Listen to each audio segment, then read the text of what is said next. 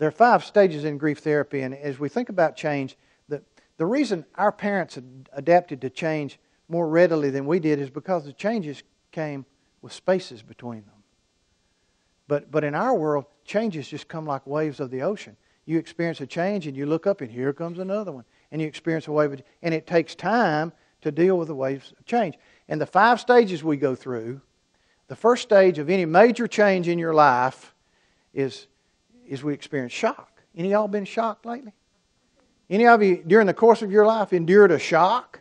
You know, it can come in all kinds of forms. You know, it can be a divorce.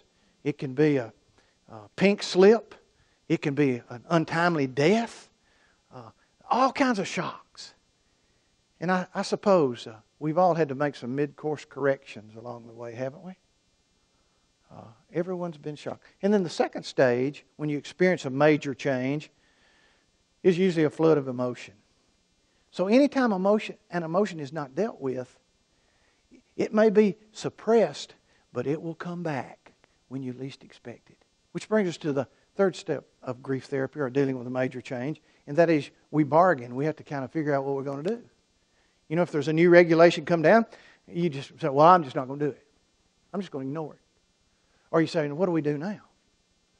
Am I going to go along with this? Am I going to say, well, this is the way it is? Or am I going to fight this?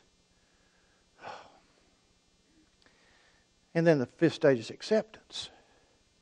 Now, psychologists tell us, ladies and gentlemen, that it can take 18 to 24 months to work through this process if the shock is great enough. And one of the challenges of our time is we don't have time. And so I would challenge each of you, if only for short periods of time, that you allow yourself the time to step outside the arena and do something for you. Intelligence. Y'all heard of the book? Emotional intelligence. There's a great line in the book that goes like this. Listen carefully. It is energy-demanding work to experience distressing realities in a positive light. That is so good, I'm going to say it again.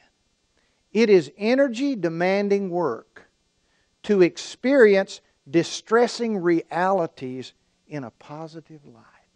The reason there aren't more people who bring a great attitude to work every day and to their profession is because it takes some work. It just doesn't happen.